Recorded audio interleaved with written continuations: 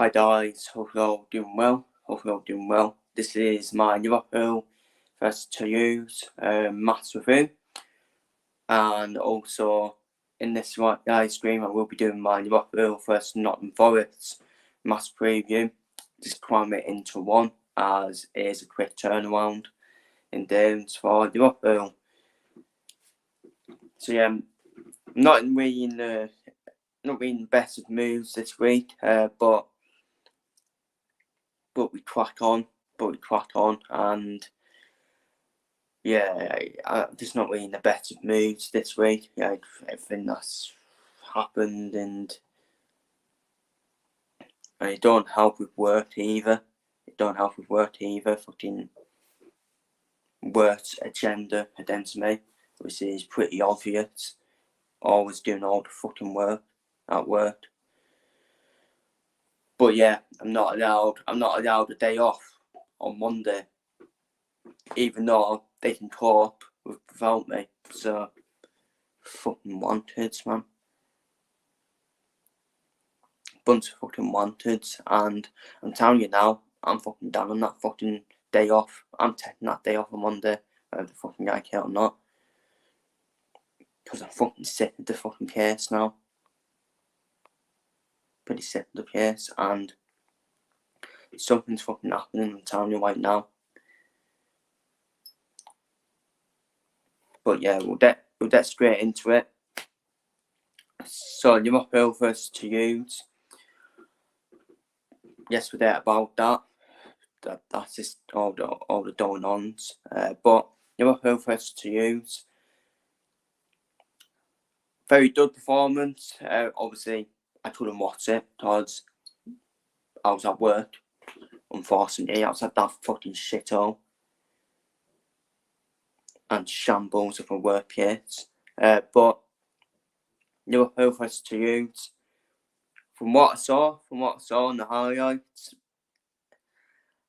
a relatively dominant performance. Obviously, I was starting at 11 was as follows: Kelleher, Doe, Arnold, Matip, Gomez, Lunter, Luke Chambers, down at left back, Endor, Curtis Jones, who's back in suspension. Well, who's not suspended, Cravenberts, Elliot, Nunes, Trotter. Substitutions were Jarwas, Allison, Van Dijk, Samitas, Tom Stallion, Quenzer, James McConnell, Szoboszlai, McAllister, Diaz, Salah, and Dapo. That was on the bench, and obviously 5 of them of the subs bench did come on. Obviously, the first goal, what a goal that was from Diogo Jota. Just running through Diogo Jota. Running through, and he finishes it. And it is a brilliant finish from Jota. Brilliant work from him as well, from Diogo Jota. And it's a brilliant goal from him to make it 1-0. But Toulouse did the equaliser. Luke Chambers was caught out. The youngster, unfortunately, was caught out in behind. Toulouse got in behind. I think it was straight under. Took his time. Composed finish. Past Kelleher to make it 1-1.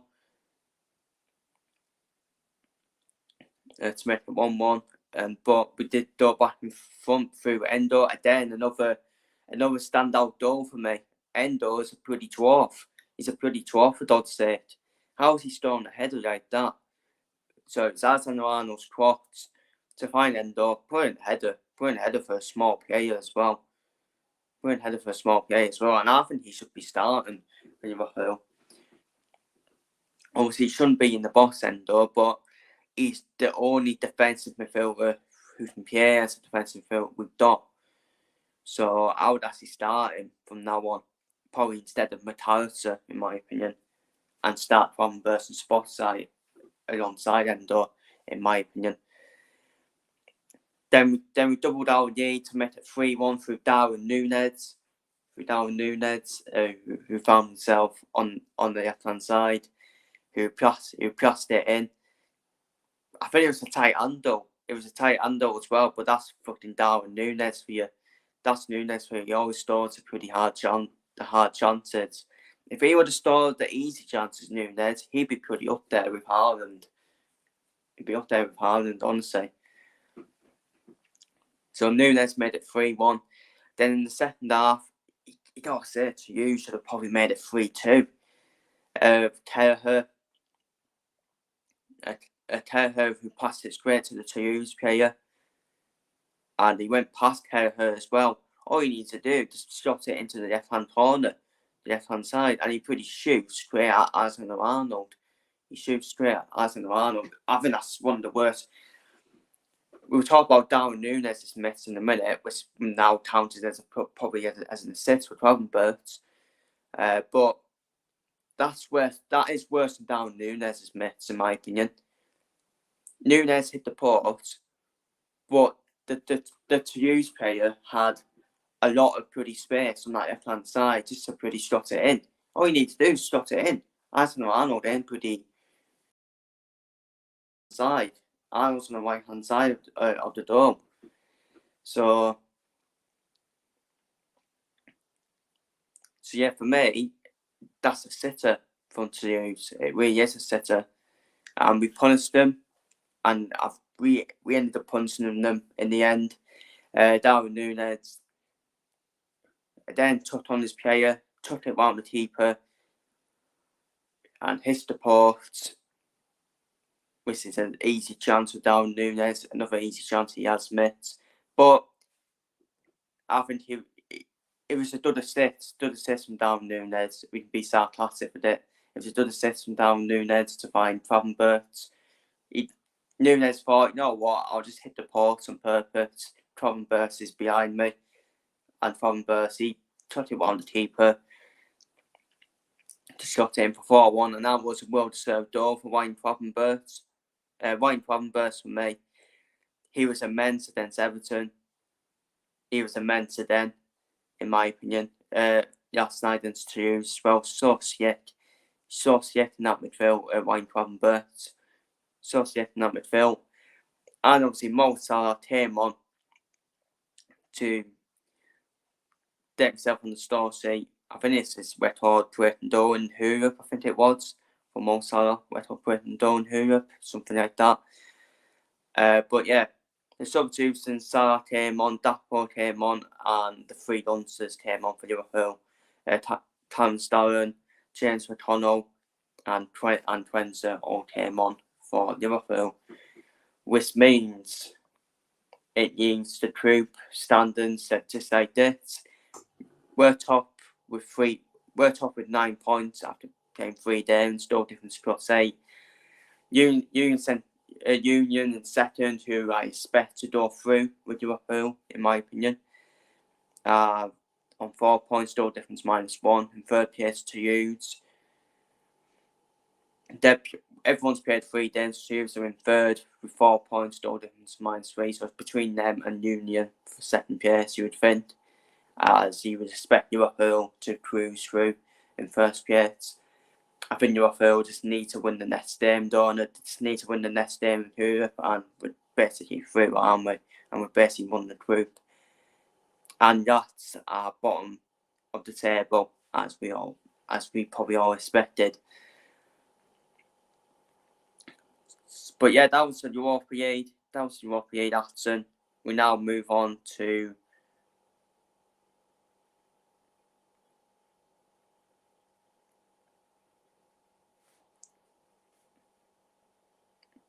the Nottingham Forest game. I thought I had the banners up, but obviously I didn't. So, but yeah, the Nottingham Forest game, we'll just have to do without the banners for this one.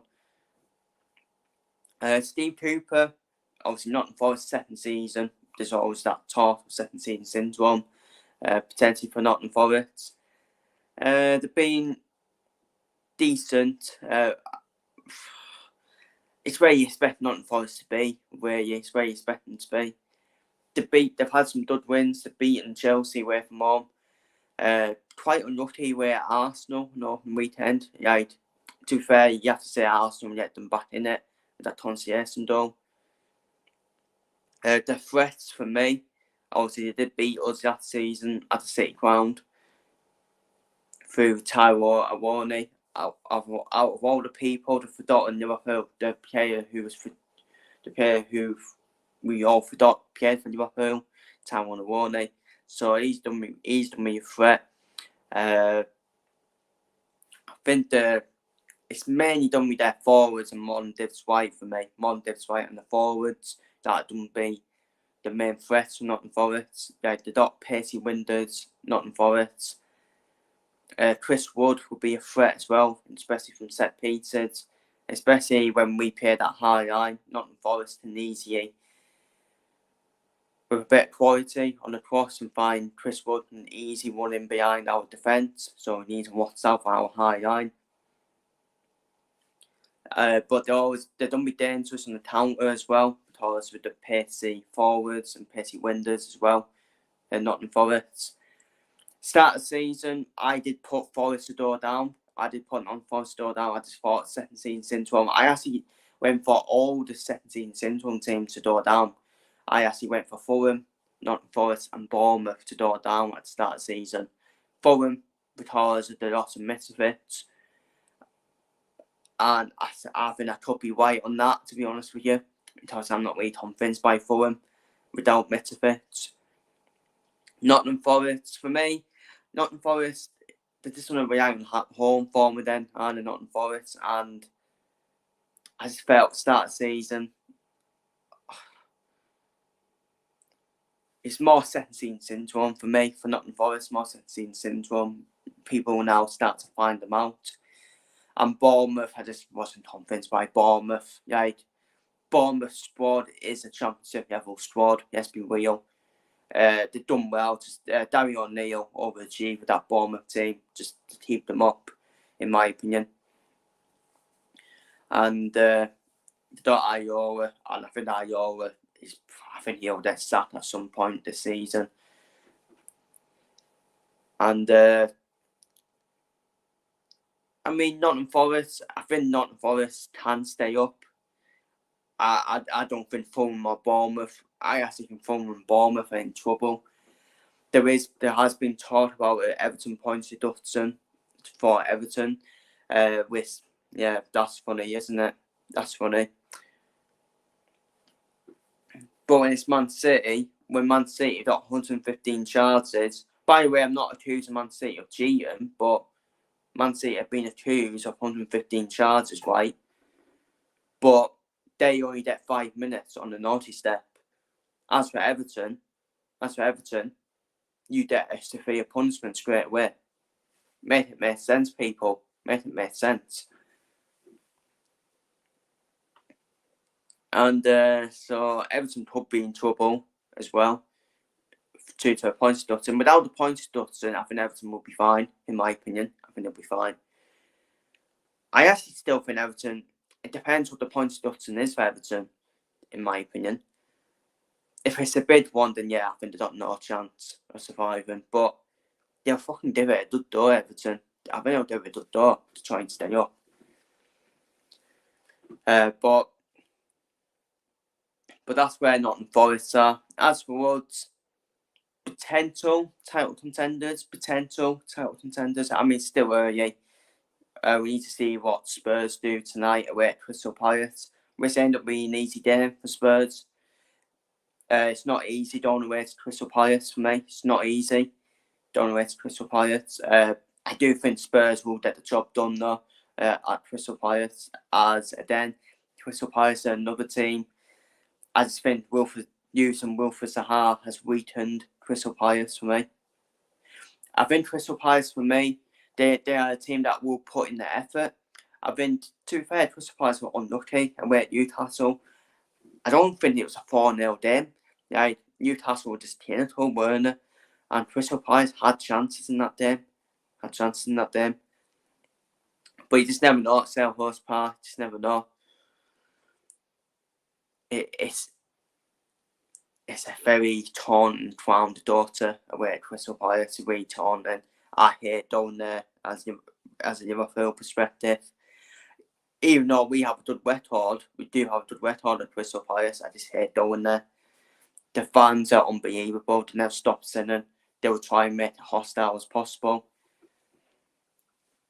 And but we'll wait and see what Spurs do. We'll wait and see. But I think Spurs, I put them to win 2-1 tonight at Crystal Palace. I think it'd be that sort of game. I think Spurs will have enough.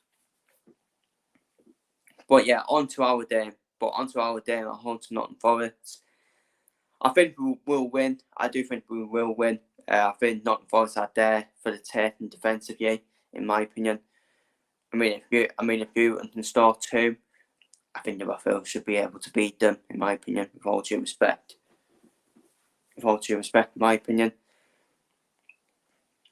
And my starting 11 for this game: Alisson and Doe, back four of Arnold, Konate, Van Dijk, Samitas. I think Samitas will come back in.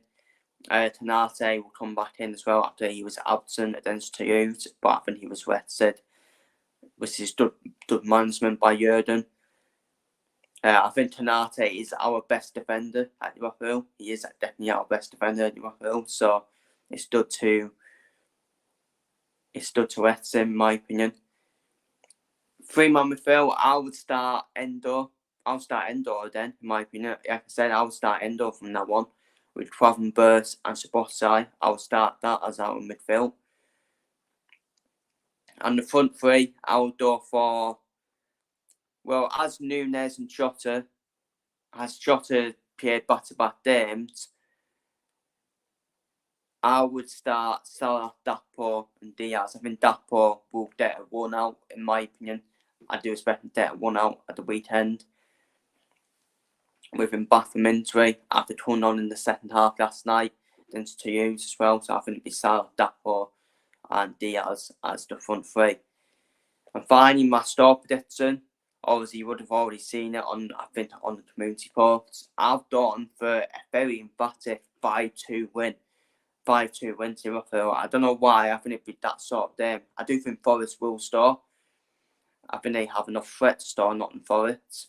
But I just think they are very leaky, very dead to be got at defensively. Nottingham Forest. If we can play it right, if we can score early as well, I think it will be an emphatic storyline, in my opinion, against Nottingham Forest. So I'm going to go for a 5-2 win to Liverpool. I'm going to go for a 5-2 win to Liverpool. And I think it's good for Liverpool as well because we don't know what's going to happen with Spurs away at Crystal Palace. I think Spurs will get the job done. Arsenal, they'll dismantle Sheffield United. Arsenal, I think Arsenal will thrash Sheffield United 6-0, in my opinion. I think it'll be that sort of storyline. And I think that will be the sacking of Paul Heckingbottom, in my opinion. Which it shouldn't be, but I think it will be. I think that'll be Heckingbottom's last game because I think Arsenal will absolutely thrash Sheffield United. And I think Spurs will have enough to get the job done at Crystal Palace. And I think we should beat Nottingham Forest comfortably, in my opinion. And obviously there's a Manchester derby. There is a Manchester derby as well. I would expect I went for Man City to win 3-1 at Man United, but I wouldn't be shocked if Man United get something in that game because it's a derby at the end of the day. And Manchester United, the Dot Leopards, they are the same old Leopards are there. As Roy Keane said it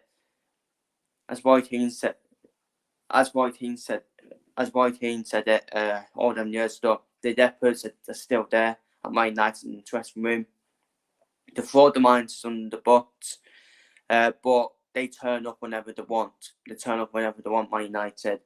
So I wouldn't be shocked if Man United get something against Man City, but I would fully expect Man City to win 3-1.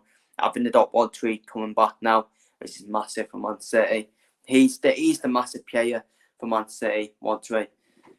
Once Man City get Wadtree back, they'll do on a one, in my opinion, on a winning streak, Man City. So, but without Wadtree, they're there to be got at, in my opinion, Man City, and they're beatable. They are beatable. I mean, they only beat Young Boys 3-1. I mean, wow. I would have expected like a 5-0 or something like that from Man City. And by the way, that game against Young Boys for Man City, it was 1-1 for like 60 odd minutes. It was like, pretty hell, what's going on here? So they're beatable. Man City are beatable. And I tell you what, we may have a title race this season, Huff. Well, I don't want to jinx it, but we may have a title race this season. Let's see how Tottenham do from now till January. December's going to be the massive thing for Tottenham, and Tottenham will need to improve in the January window as well, improve the squad depth. But Arsenal, I don't know. Arsenal, there's still questions asked about Arsenal, in my opinion. But you know what? I'm confident Liverpool can definitely get themselves in there, in my opinion. I think we can get ourselves in there. I'm not saying we're going to win it. I still think Man City will go on to win it. Probably by 5 or more points, in my opinion. But I still think it may be a year or two early for Woods to be in it. But why not? I don't see why not. Let's see where we are in December and January, and after January as well. People say, "Oh, the Europa League will kick in for Liverpool. The Europa League will toss Liverpool from chancing for the title." I don't think so. I don't think so at all.